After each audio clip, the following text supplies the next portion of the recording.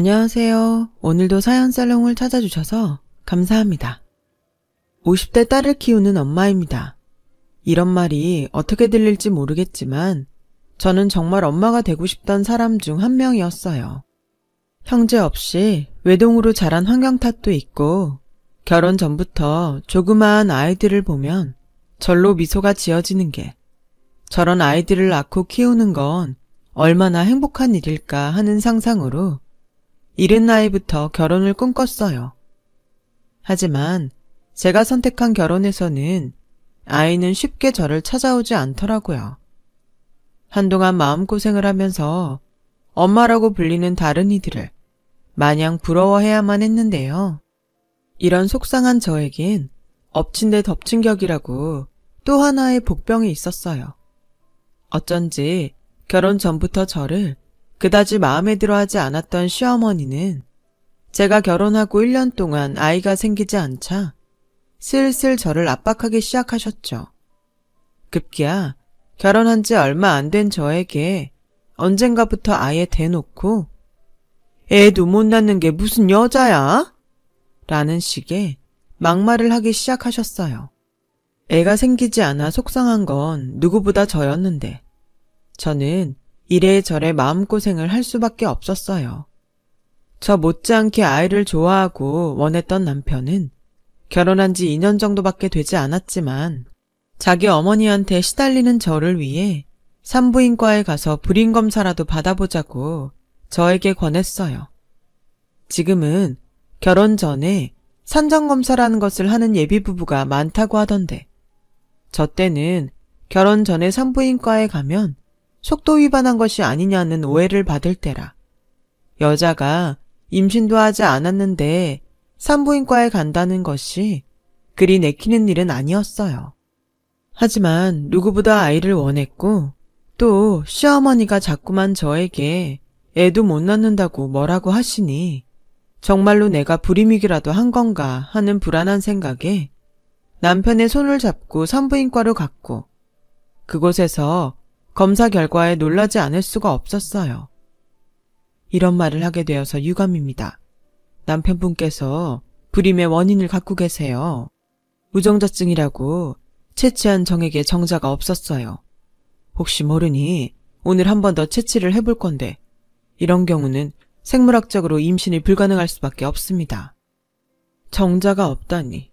많이 양보해서 원인을 알 수 없는 불임일 경우 불임 클리닉 같은 곳에 다닐 각오까지 되어 있던 저희 부부는 검사 결과에 한동안 아무 말도 하지 못했어요.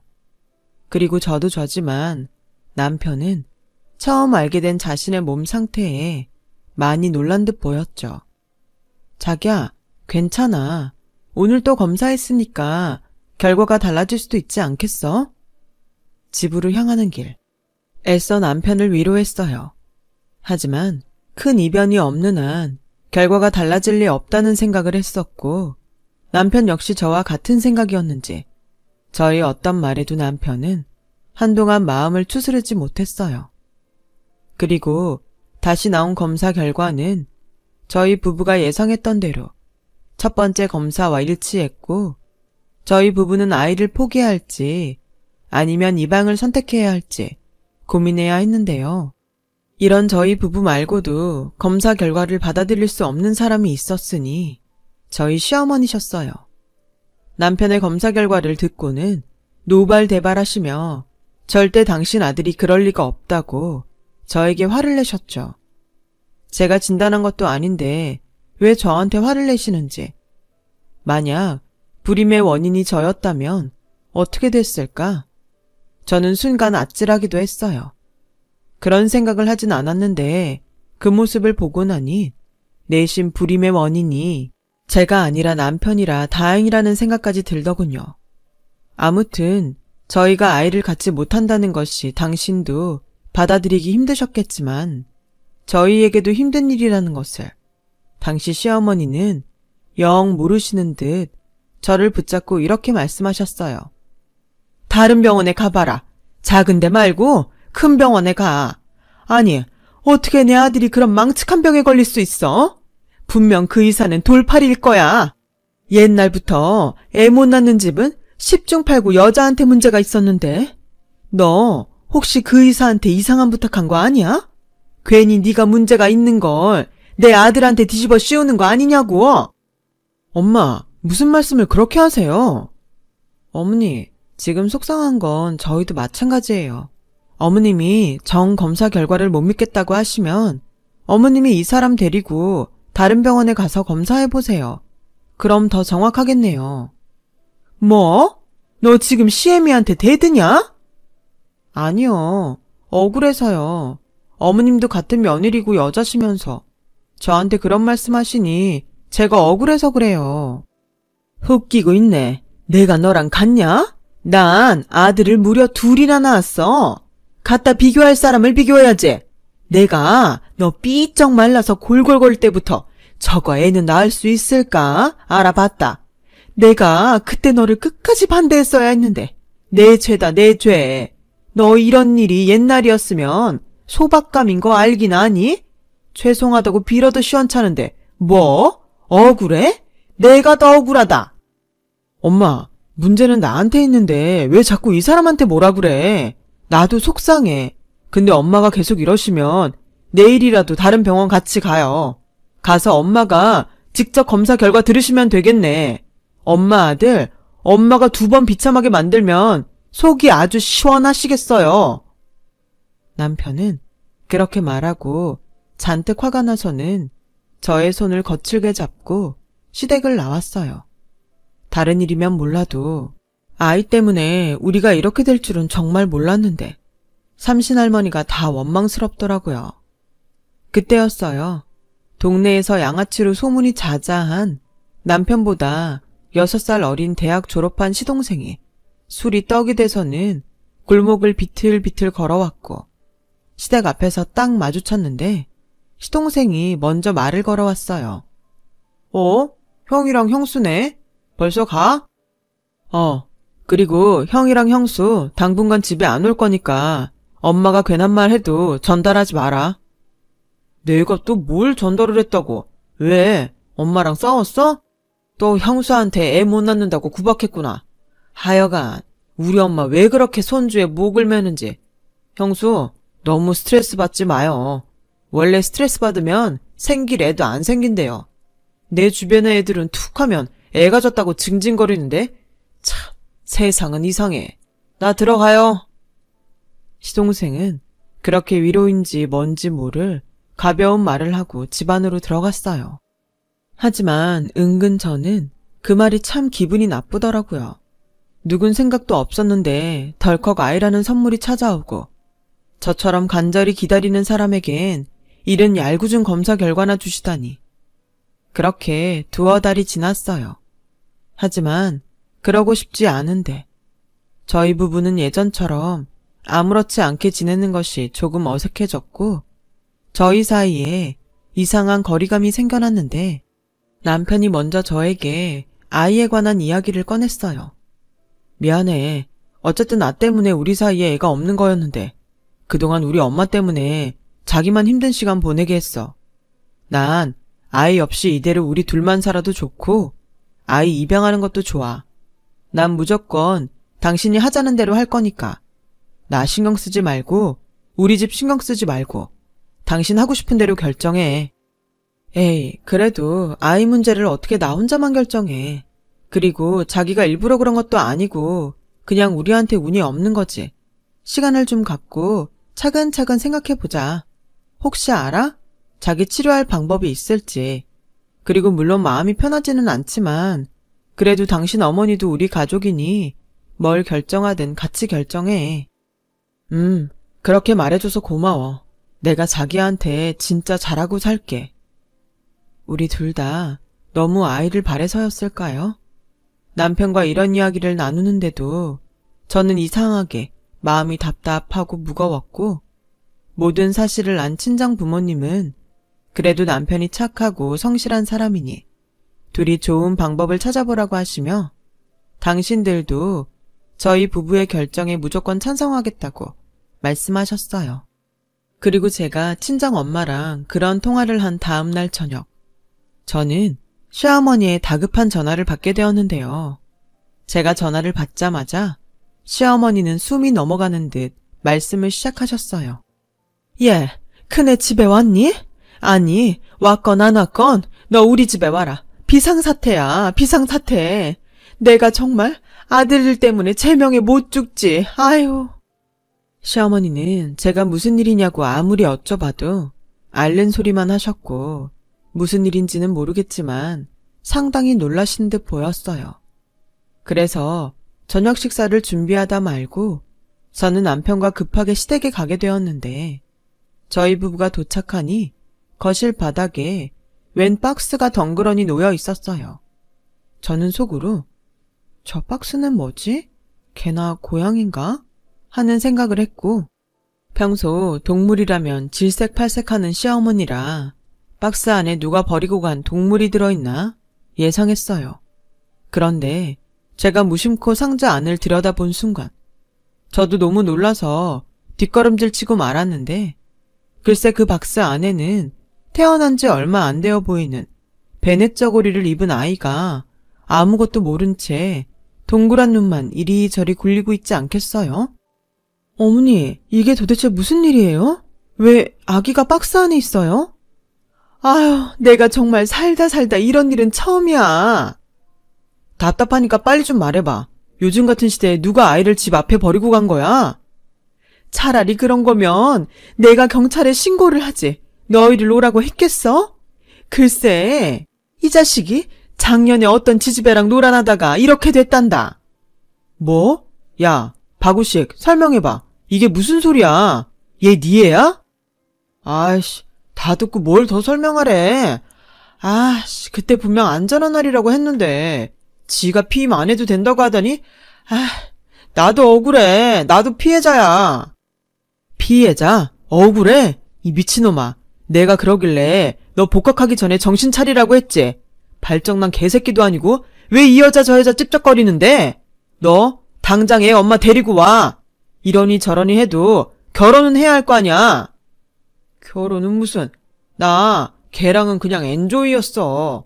그리고 걔 하늘로 솟았는지 땅으로 꺼졌는지 연락도 안 돼. 이렇게 애를 버리고 가려니 나랑 결혼할 마음이 있겠어?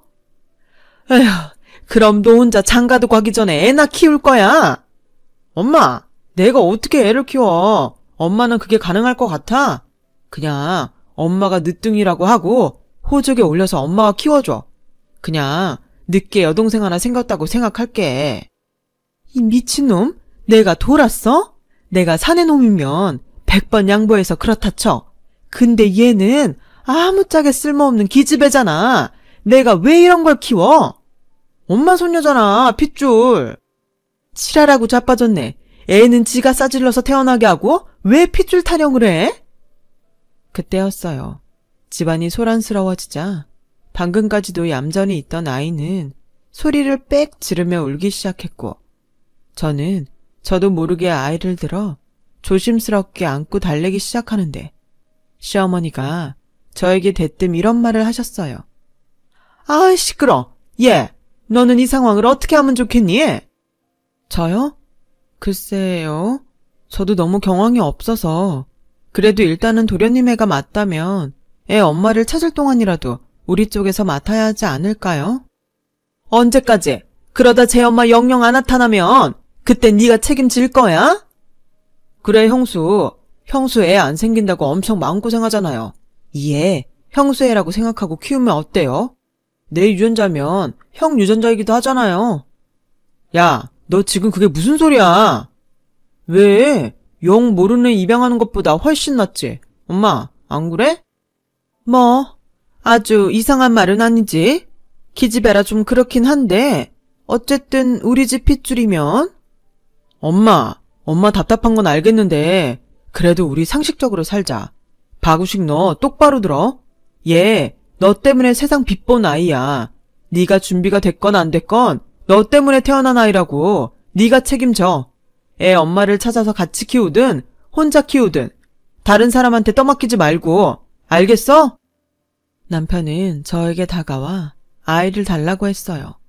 하지만 저는 이상하게 품에서 아이를 떼어놓기 싫었고 마치 아이도 같은 마음이라고 저에게 신호를 보내는 건지 그 작고 고사리 같은 손으로 저의 검지를 아주 꽉 잡는데 저도 모르게 어떤 말이 입 밖으로 튀어나오고 말았죠. 그럼 얘 엄마 찾을 때까지 제가 돌볼게요. 자기야, 애는 잘못이 없잖아. 이대로 우리가 두고 가면 어떻게 될지도 모르고. 그래, 잘 생각했다. 난 니네들이 모른 척하면 그냥 보육원에 데려다 줄 심상이야. 우식이 너 불만 없지? 나야 없지. 생각도 안 하던 자식인데. 진짜 내 가족이지만 쪽팔리다. 어떻게 이 사람한테 애를 떠넘길 생각을 해? 처음부터 그러려고 우리 오라고 한 거지? 아니야. 그리고 싫으면 관두면 되잖아. 누가 강요했어? 그냥 그 애 팔자인 거야. 자기야, 우리가 하자. 나 이대로 가면 마음이 많이 불편할 것 같아. 그래도 괜찮아. 도련님이면 나한테는 조카잖아. 저는 그렇게 아이를 집으로 데리고 왔어요. 지금 생각해도 그땐 제정신이 아니었던 것 같아요. 물론 그 때문에 기적 같은 행복을 누리게 되었지만 그 당시에는 갑작스럽게 찾아온 생명에 정신이 하나도 없었어요. 그렇게 아이를 데리고 집으로 오는 길, 저희 집엔 육아용품이라고는 하나도 없기에 하는 수 없이 대형마트에 들러서 당장 필요한 이것저것을 구입하는데 저희가 뭘 제대로 안 와요. 직원에 묻고 친구에게 물으며 저희는 정말 한 보따리를 사들고 집으로 왔어요. 그런데 저희 집에 하나 둘 아이용품이 자리를 차지하자 저는 이상하게 기분이 좋았고 마치 진짜 저희 아이가 생긴 그런 기분까지 들었는데요. 아무런 준비도 없이 또 아는 것도 없이 그날을 시작으로 쉽지 않은 육아에 들어가게 되었어요. 그렇게 한 달 남짓 서툴렀지만 아이를 돌봤고 그러면서 어쩔 수 없이 잠도 설치고 제대로 먹지도 못하자 남편이 먼저 이런 말을 했어요. 자기야, 자기 이러다 쓰러지겠다. 이만하면 됐으니까 다시 우리 집에 데리고 가자. 뭐? 안 돼. 그럼 어머님이 진짜로 보육원에 데리고 가면 어떡해. 나도 진짜 미치겠다. 애만 생각하면 당연히 그러면 안 되지. 근데 자기란 장인 장모님 생각하면 내가 죽일 놈이 되잖아. 아까 우식이랑 통화하니 애 엄마는 영영 나타날 기미도 없고 우식이 놈이 책임질 마음도 없고 그럼 얘를 언제까지 우리가 맡아? 자기야, 그럼 우리 우리 애로 호적에 올릴까? 어머니도 허락하실 것 같고 도련님도 뭐라고 하지 않을 것 같은데 나 솔직히 힘들긴 한데 얘 없으면 더 힘들 것 같아. 자기가 전에 내가 어떤 선택을 하든 괜찮다고 했잖아. 나 엄마가 되고 싶어. 뭐 어쨌든 자기네 핏줄이고. 자기야, 내가 원해서 그래. 얘가 이젠 제법 나랑 눈도 마주치고 옹알이도 하는데 너무 사랑스럽잖아.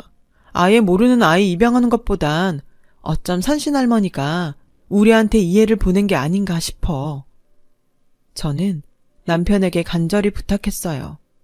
하지만 남편은 뭐가 그리 내키지 않는지 오랜 시간 망설이더라고요. 이틀이 지나자 저의 선택을 따르겠다고 했어요. 그리고 저희 부부는 양가에 이 사실을 이야기하고 아이에겐 아영이라는 이름을 지어주었는데요. 시어머니는 마치 이렇게 될 줄 알았다는 듯 별다른 내색을 하지 않더니 어쩐지 저희 딸이 된 아영이를 영 예뻐해주지 않으셨어요. 그래서인지 아영이를 제대로 불러도 보지 않으셨고 기저귀는 물론 제가 부탁을 해도 바로 옆에 있는 분유 한 번을 당신 손으로 먹이지 않더군요. 엄니, 그래도 아영이는 어머님 핏줄인데 좀 예뻐해 주세요. 아, 난 시끄러운 기집애는 딱 질색이야. 근데 걔가 그렇잖아. 너 이제 무슨 일 없으면 얘 데리고 우리 집에 오지 마라. 무슨 벌 받는 것도 아니고 난 이 애 얼굴 보는 게 아주 곤욕이야. 그래도 우식이도 그래. 앞길이 구말린데 네가 책임지기로 했으니 우리 집 핏줄 뭐 그런 거 생각하지 말고 네 애라고 생각하고 키워. 죽이 되든 밥이 되든 난 신경 안 쓸 테니까. 시어머니의 말에 속이 상했어요. 이제 아영이는 누가 뭐라고 해도 저희 딸인데 시어머니는 절대 아영이를 당신의 손녀로 받아주지 않을 것 같았거든요.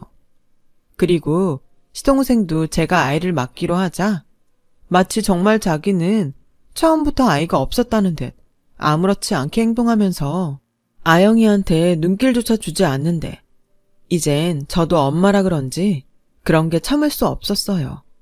그래서 점차 시댁에는 별일 없으면 발을 끊고 별다른 소식도 전하지 않으면서 어느 정도 거리를 두고 지내게 되었죠. 그렇게 5년이 지나고 아영이는 감사하게도 건강하고 야무진 아이로 자라났어요.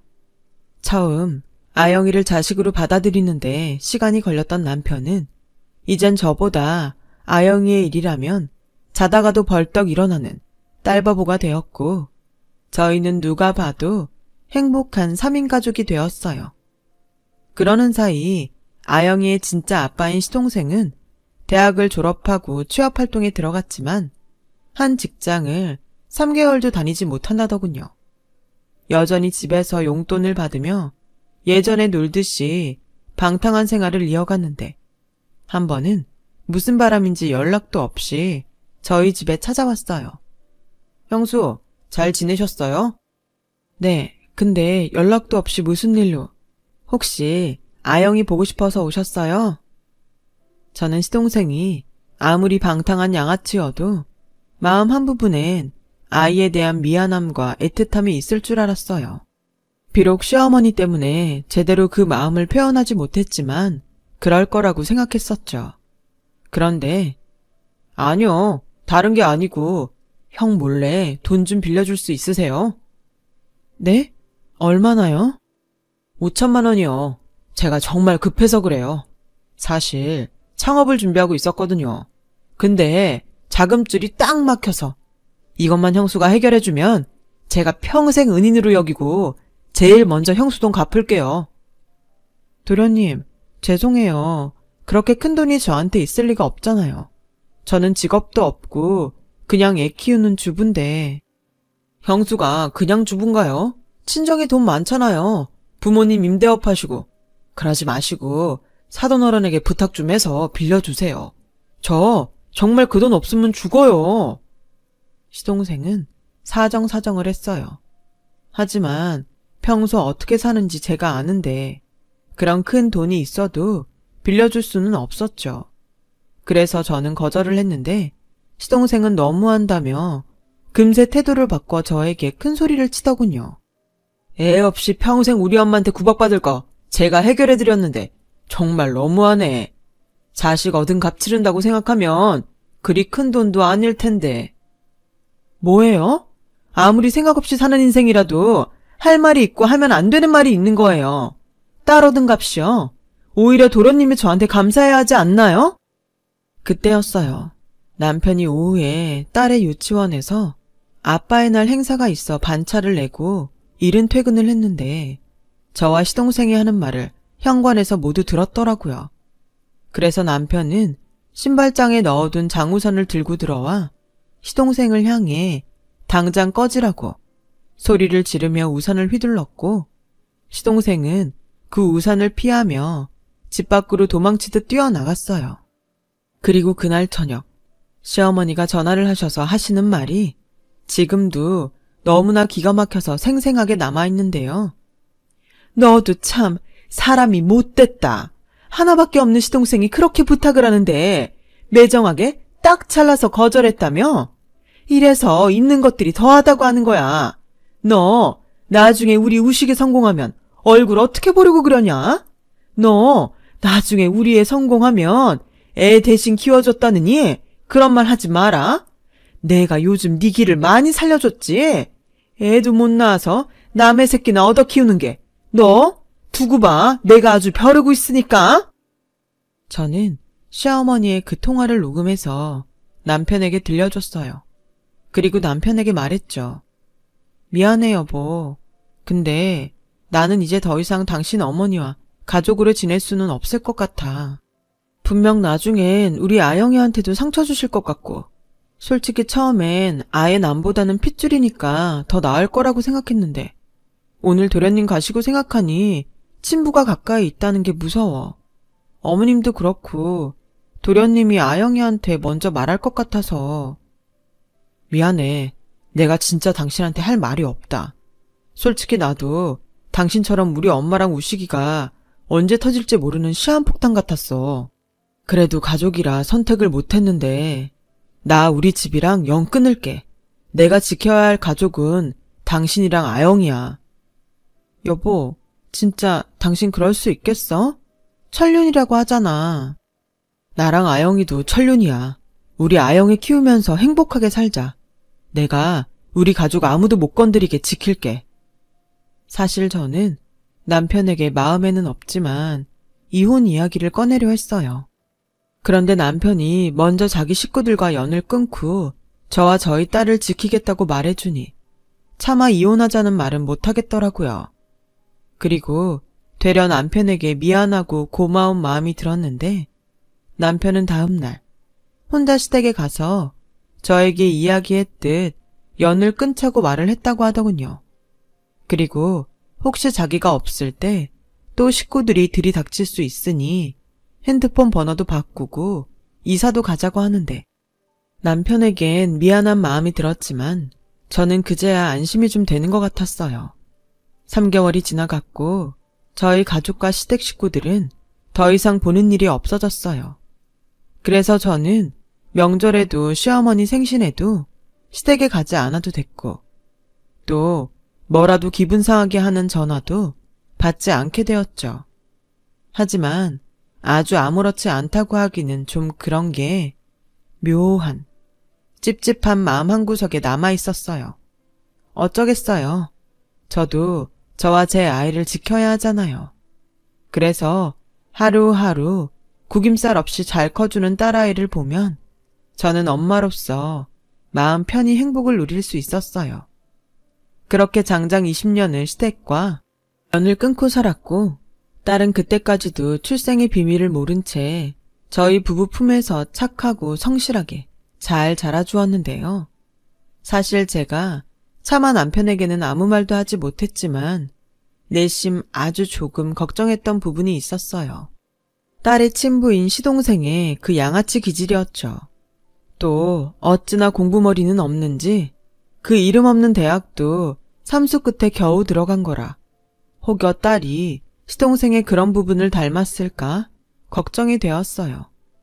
그런데 다행히 딸은 친부를 안 닮았는지 날라리 기질도 없고 또 공부머리도 좋아서 학교 다니는 내내 말썽 한번 부리지 않고 전교 5등 안에 항상 이름을 올리는 모범생으로 커주었죠. 게다가 리더십도 좋아서 초등학교에서 고등학교까지 반장은 물론이고 전교 회장까지 싹쓸이하는 그야말로 남들이 부러워하는 아이로 자라주었어요. 그래서 저는 남들의 부러움을 한 몸에 받으며 계속 아이가 승승장구해줄 거라고 믿었는데 고3 수능을 앞둔 어느 날 딸이 저희 부부에게 할 말이 있다고 하더니 아무도 생각하지 못한 말을 꺼내는 게 아니겠어요. 엄마, 아빠, 나 대학은 나중에 갈래. 뭐? 왜? 내신도 좋고 그동안 공부한 게 아깝잖아. 여보, 진정해봐. 아영이 말도 들어보자. 나 사실 공부는 하라고 하니까 열심히 했는데 대학에 가서 뭘 공부하고 싶은지 또 대학 졸업을 하면 뭐가 하고 싶은지 잘 모르겠어. 그냥 남들이 좋다는 대로 따라간다고 행복한 건 아니잖아. 그야 그렇지만 엄마는 우리 딸이 당연히 예쁜 대학생이 될 거라고 생각해서. 그리고 나 사실은 알고 있어. 내가 엄마 아빠 친딸이 아니라는 거. 그래서 결정한 거야. 대학 4년 동안 등록금이 얼만데요. 딱히 목적도 없이 그 돈을 쓰고 싶지 않아. 지금까지도 엄마 아빠 덕에 나 너무 잘 살았잖아. 설마 너 돈 때문에 미안해서 대학 안 가려고 그러는 거야? 너 그러는 거면 아빠 진짜 화낸다. 아니야. 그리고 안 가는 게 아니라 내가 앞으로 어떻게 살고 싶은지 충분히 생각하고 그때 필요하면 갈게. 가고 싶다고 말할게. 아영아, 엄마는 아영이 너를 한 번도 내 딸이 아니라고 생각한 적이 없어. 알아. 그걸 내가 제일 잘 알지. 근데 너 그건 어떻게 알았어? 2년 전인가? 신림동 할머니가 학교에 찾아온 적이 있었어. 사실 나는 할머니 얼굴을 잘 모르니까 사람을 잘못 봤다고 생각했는데 할머니가 먼저 아는 척을 하시더라고. 왜 나 유치원 다닐 때 제일 친했던 은정이 있잖아. 그 집에 물어보셨대. 넌 왜 그걸 이제 말해? 이럴까봐, 엄마 아빠 속상해할까봐. 처음엔 할머니가 나쁜 사람이라 거짓말하는 줄 알았어. 엄마 아빠가 괜히 할머니랑 연을 끊고 살까 했으니까. 근데 사실이 어쨌든 나는 우리 부모님 사랑하고 우리 엄마 아빠는 나를 끔찍이 사랑하니까 뭐가 돼도 상관없다는 생각이 들더라고. 너 정말 친부모가 아니라서 미안해서 대학 안 가려고 그러는 거 아니지? 아영아, 아빠는 세상에서 엄마랑 네가 가장 소중해. 알아. 우리 동네에서, 아니 우리 학교에서 우리 아빠 딸 버본 거 모르는 사람 없거든. 나 졸업하고 딱 1년만 시간을 줘. 그럼 내가 뭘 하면 좋을지, 어떤 걸 해야 행복한지 답을 찾아볼게. 너 정말이지? 엄마 우리 딸 믿는다. 우리 달라지는 거 없는 거다. 당연하지. 저는 사실 이야기를 다 끝내놓고도 심장이 뛰어서 숨이 제대로 쉬어지지 않았어요. 시댁 식구 모르게 잘 숨어서 산다고 생각했는데, 그리고 2년이나 지난 지금까지도 아무런 연락이 없다는 게 이상하게 계속 찝찝했죠. 저는 남편에게 저의 마음을 이야기했어요. 그러자 나도 당신 생각이랑 똑같아. 그래서 내일이라도 한번 찾아가 볼까 하는데. 그럼 나랑 같이 가. 나도 가서 무슨 의도로 애한테 말한 건지 듣고, 그리고 지금은 어떤 생각이신지 알고 싶어. 그렇게 저희 부부는 20년 만에 시댁을 찾아갔어요. 가면서 이사라도 가셨으면 어쩌나 불안한 마음도 있었는데 다행히 시댁은 그 위치 그대로였어요. 문을 열고 한때는 익숙했지만 지금은 낯설기만 한 그 안으로 들어가니 제가 기억하는 모습보다 훨씬 연로한 시어머니가 여전히 저를 마음에 들지 않는다는 얼굴로 앉아 계셨어요. 연 끊고 살자고 하더니 무슨 일로 여기까지 왔어? 나 죽었나 살았나 확인하러 왔냐? 어머니, 그동안 잘 지내셨어요? 이유가 어쨌건 죄송해요. 죄송 같은 소리 하네. 엄마 이러시는 거 보니 다른 말 다 됐고 2년 전에 왜 아영이 찾아갔어요? 뭐? 2년 전에 아영이 학교에 찾아가서 아영이 우리 자식 아니라고 말씀하셨다면서. 아, 그 기집애가 그 말을 이제야 하던? 참 독하다. 내가 그래도 자식이라고 니네한테 찾아가서 말을 할까 말까 고민은 했다. 근데 지금까지 니네가 한 짓을 생각하면 너무 괘씸하잖아. 그래서 내가 니네 엿먹으라고 말 안 했다 이거야. 무슨 말이야? 알아듣게 말해요. 네가 그렇게 애지중지 끌어안고 키운 그 기집애가 사실은 우리 집 핏줄도 뭣도 아니라는 말이야. 2년 전에 우식이가 어쩌다 그년을 다시 만났는데 글쎄 그년이 우리 우식이 인생 망치려고 딴 놈애를 우리 우식이 애라고 우리 집 앞에 갖다 놓고 간 거야. 뭐 당연히 유전자 검사부터 했을 거라고 생각해서 어디 고아원이나 데려다 줬겠지 했다나? 그래서 내가 그거 확인하려고 수소문해서 걔 학교까지 찾아가서 몰래 머리카락 몇 가닥 뽑아다가 유전자인지 뭔지 친자 검사를 했지. 근데 그년 말이 맞더라는 거지. 아영이 걔 우리 우식이 애 아니야.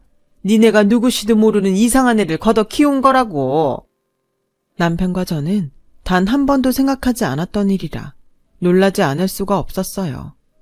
그래도 남편 핏줄이라고 생각하며 키웠으니까요. 그래서인지 남편도 많이 놀란 눈치더군요. 그 자리에서 굳어버렸고 시어머니는 마치 남의 일처럼 고소하다고 웃는데 오랜 시간 보지 않고 살아서인지 그 모습을 그냥 봐줄 수가 없더군요. 알려주셔서 감사합니다. 그런데요, 저는 상관없어요.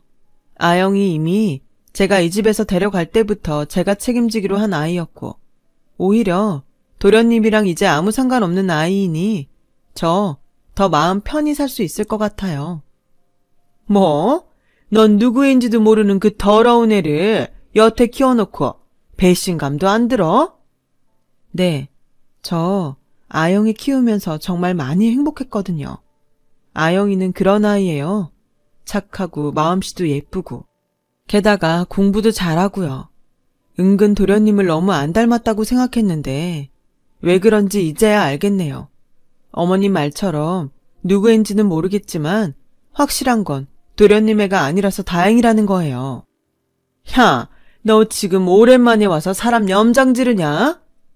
네, 어머님이 먼저 제 딸한테 함부로 하셨으니까 저도 똑같이 하는 거예요. 저 이제 예전에 어머니 며느리 아니에요. 저 자식 일이라면 무서운 거 하나 없는 사람이거든요. 더는 제 허락 없이 제 딸 만나지 마세요.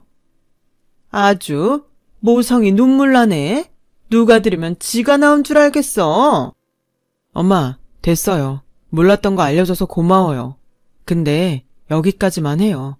나도 이 사람처럼 아영이 누구 자식인지 상관없이 내 딸로 생각하고 앞으로도 계속 그럴 거니까 지금처럼 우리 엿먹어라 하시고 건강하게 지내세요. 가자, 여보. 네가 아주 애미도 버리더니 마누라 종이 다 됐구나. 왜? 처가가 잘 사니까 거기에서 뭐 좀 먹을 게 나오더냐?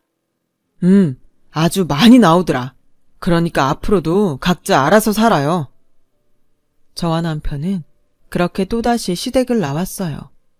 처음부터 제 핏줄은 아니었으니 시어머니의 말을 듣고도 괜찮았는데 남편은 그러지 않을 것 같아서 저는 은근 걱정이 되었고 남편의 눈치를 살피게 되었는데 남편이 먼저 집에 도착하기 전에 저에게 이렇게 말했어요. 우리 아영이한테는 아무 말도 하지 말자. 나 아영이가 우식이 딸 아니라고 해도 상관없어. 내 호적에 올린 이상 아영이는 누가 뭐라고 해도 내 딸이야. 그러니까 앞으로도 계속 내 딸이야. 그럼 우리 호적에 버젓이 있는 우리 딸이야. 저와 남편은 손을 단단히 잡고 집으로 들어갔어요.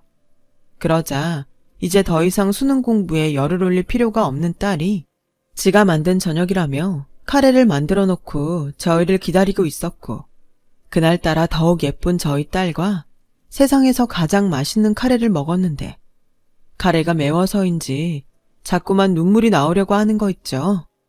그렇게 1년 동안 자기가 하고 싶은 일을 찾겠다던 딸은 건축가가 되겠다고 말하더라고요. 집이 없는 사람들이 이용할 수 있는 모두의 집을 짓고 싶다며 자기 나름의 꿈을 갖게 되었어요.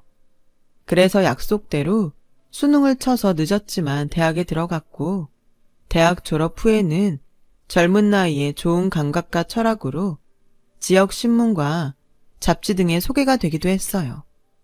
거기에 저희 친정아버지가 임대 주던 한 장소를 당신 외손녀를 위해 공짜로 사무실을 내주셨죠. 딸은 의뢰를 받기도 했고 자기의 목표인 모두가 쉬어갈 수 있는 그런 집을 짓기 위해 구체적인 실현을 하고 있었죠. 그러던 중 저녁 시간이 다 되어서 뜻밖의 불청객이 저희 집에 들이닥쳤어요. 바로 시동생과 시어머니셨죠. 그리고 다짜고짜 이렇게 말씀하셨어요. 지금 생각해도 아주 기가 막히네요. 형수, 오랜만이에요. 내 딸 아영이 잘 있죠? 요즘 아주 잘 나가던데. 어째, 돈 좀 많이 벌어요? 아, 걔는 알고 있죠? 형이랑 형수가 친부모가 아니라는 거. 지금 뭐라는 거예요? 그리고 여긴 어떻게 알았어요? 다 아는 수가 있죠. 세상이 얼마나 좁은데. 아영이는요? 아직 집에 안 왔어요? 그때였어요. 늦었으면 참 좋았을 텐데. 그날따라 딸은 제가 좋아하는 치즈케이크를 사들고 이른 귀가를 했고 마주치지 않았음 하는 두 사람을 마주하게 되었죠. 아영아? 이야, 우리 딸 진짜 잘 컸네. 엄마, 얘 나랑 완전 닮았지? 그럼 네 딸인데 누굴 닮니? 전에 한번 봐서 알지? 합니다. 저는 너무 화가 났어요. 유전자 검사 어쩌고 하면서 누구 자식인지도 모르는 더러운 아이라고 하더니 무슨 꿍꿍이로 저러나. 당장이라도 큰 소리를 치고 싶었는데 딸이 모든 사실을 알까봐 저는 무서웠어요. 그런데요, 제 딸은 제가 걱정했던 것과 다르게 강한 아이였어요. 아, 그때도 잘 몰랐지만 지금도 잘 모르겠네요. 엄마, 이거 엄마가 좋아하는 케이크. 냉장고에 넣고 이따 아빠 오면 우리 같이 먹자. 그리고 나 피곤해서 그런데 내 방에 가서 쉬고 있을게. 이 잡상인 같은 사람들 가면 불러. 뭐? 잡상인? 얘, 너는 예의범절, 뭐 그런 것도 모르니? 할미잖아. 네, 할머니. 누가 봐도 할머니시네요. 근데 주거 침입죄라는 게 있다는 건 알고 계신가요? 어머, 얘 좀 봐. 엄마, 참아. 얘가 아직 잘 몰라서 그래. 아영아, 내가 네 친아빠야. 많이 놀랐지? 아니요. 제가 왜요? 아, 그래? 아, 우리 딸이 아빠가 언제고 찾아올 거라는 걸 알았구나? 우리 이제 같이 살자. 아빠가 그동안은 사정이 있었어. 그래서 삼촌하고 외숙모한테 너를 잠시 맡겼는데. 맡겨요? 지금 내 나이가 몇인데. 그리고요, 저 바보 아니거든요? 아빠? 할머니? 이것 보세요. 저 댁들하고 아무 상관없는 사람이라는 거 저 진작부터 알았어요. 그때 할머니 오셔서 제 머리카락 슬쩍 뽑아가셨죠? 그래서 저도 혹시 몰라서 다 검사해봤어요. 저랑 아빠랑 생물학적으로 일치하는 게 없더라고요. 그래도 저는 상관없어요. 엄마 아빠가 사랑으로 키워주셨으니까. 그런데요, 그쪽은 뭐죠? 생물학적으로도 남이고 절 키우지도 않았는데 뭘 우기는 거예요? 그래, 네가 이미 다 안다니 어쩔 수 없다. 그럼 내가 네 아빠 동생이니까 법적으로 삼촌이다. 이건 맞지? 그러니까 툭 까놓고 삼촌한테 돈 좀 빌려줘. 그래, 가족이니까 좋게 좋게 네가 좀 도와줘라. 그때였어요. 저도 모르게 제 손이 먼저 시어머니와 시동생에게 가장 가까운 냉장고에서 계란을 꺼내 던졌고 그 계란들은 제대로 그들의 머리에 명중했어요. 야, 너 지금 뭘 던진 거야? 어머니, 염치라는 걸 좀 갖고 계세요. 어머님이 저한테 뭐라고 하셨는지 설마 잊으셨어요? 그래놓고 돈을 빌려달라고요? 형수, 우리가 지금 형수한테 빌려달라는 거 아니잖아요. 야, 너는 어떻게 인생을 그렇게 한결같이 구질구질하게 사니? 나 같으면 쪽팔려서 그렇게는 못 살겠다. 뭐예요? 형수 미쳤어요? 아영이 이리 와. 내가 너보다 나이 많고 서열로도 위니까 경고한다. 다신 우리 집에 그리고 아영이 앞에 나타나지 마. 돈을 빌려줘? 차라리 기부를 했으면 했지. 너한테는 못 줘. 에이씨, 그럼 나한테 기부한다고 생각하면 되잖아. 며느라, 우리가 급해서 그래. 얘가 사기를 당해서 우리 집 넘어가게 생겼어. 당장 밖에 나앉게 생겼는데 어쩌냐? 아님 우리 그냥 니네 집에 들어와 산다? 너 또 그건 싫잖아. 지금 그게 무슨 말이야? 어딜 들어와 살아? 진짜 아무리 엄마고 동생이어도 못 봐주겠네. 당장 안 나가? 여긴 또 어떻게 알고 찾아왔어? 형, 그러지 말고 우리 좀 살려줘. 형, 우리랑 같은 핏줄이잖아. 핏줄 타령 좀 그만해. 할 수 있으면 그 피 다 뽑아서 다른 피로 바꾸고 싶으니까. 지금 당장 안 나가면 나 경찰에 신고한다. 엄마도 자업자득이라고 생각해요. 야, 그래도 내가 네 엄마인데 너 정말 너무한다. 네, 그렇게 저 원망하시면서 사세요. 저는 뭐 엄마 자식이니까 어쩔 수 없죠. 하지만 집사람이랑 우리 딸은 엄마랑 아무 상관없는 사람이니까 제발 그냥 두세요. 저 이제 정말 안 참습니다. 그날 본 남편은 제가 결혼하고 처음으로 본 가장 무서운 얼굴이었어요. 저와 딸에겐 자상하고 늘 양보만 해주는 사람이었는데 가족을 지키겠다는 남편의 그 말은 빈말이 아니라는 걸 그날 절절히 느낄 수 있었어요. 그렇게 시어머니와 시동생은 씩씩거리며 저희 집을 나갔고 이사를 고려했지만 이젠 더 이상 피하지 말자는 생각에 저희 가족은 더욱 똘똘 뭉치기로 했어요. 그 뒤에 시동생은 또 무슨 재주로 알았는지 한동안 딸의 사무실을 찾아간 것 같은데 그 사무실이 저희 친정아빠 건물에 있잖아요. 저에게 모든 사실을 들으신 아빠가 시동생을 아주 혼쭐을 내서 쫓아냈다고 하셨어요. 다행히 그 후로 시어머니와 시동생은 연락은 물론이고 어디서 무얼 하는지 코빼기도 보이지 않고 있어요. 이기적인 마음인 건 알지만 부디 앞으로 영영 보는 일 없이 살길 저는 지금까지도 바라고 있네요. 저희 딸은 얼마 전 같은 일을 하고 같은 꿈을 꾸고 있는 사람과 결혼을 했어요. 그래서 저희 품을 떠나 자기만의 가정을 이루었는데 빈둥지 증후군이라고 하나요? 저는 딸을 시집 보내고 한동안 우울한 기분이 들었어요. 물론 딸한테는 아무런 내색하지 않았지만요. 그랬더니 남편이 저에게 이런 말을 해주더라고요. 그동안 엄마 역할을 너무 잘해서 후유증을 겪는 거라고요. 그러면서 이제부터는 딸이 세상을 어떻게 살아가는지 지켜볼 차례라고 하는데 이런 말을 할 줄 아는 저희 남편 정말 멋지지 않나요? 저는 남편의 말을 듣고 지금의 제 역할이 무엇인지 잘 알게 되었어요. 그래서 지금은 딸이 어떤 가정을 만들어가는지 그리고 어떤 행복을 찾아가는지 응원하며 지켜보고 있어요. 지금 돌이켜보면 저는 그동안 열심히 부모 노릇을 하긴 했지만 제가 그 부모 노릇을 잘 했는지 어쩐지 잘 모르겠어요. 하지만 단 한 가지 분명하게 아는 것이 있습니다. 저는 부모로 살아온 시간 동안 참 많이 행복했고 앞으로 부모로 살아갈 시간은 더 없이 행복할 거라는 것이죠. 지금까지 저의 긴 이야기를 들어주셔서 감사합니다. 세상에 존재하는 모든 부모님을 존경해요. 부디 매일매일 행복하세요. 여러분, 사연 댓글에 응원과 현명한 조언 부탁드려요. 좋아요와 구독은 저에게 큰 힘이 됩니다. 오늘도 좋은 일 가득하세요.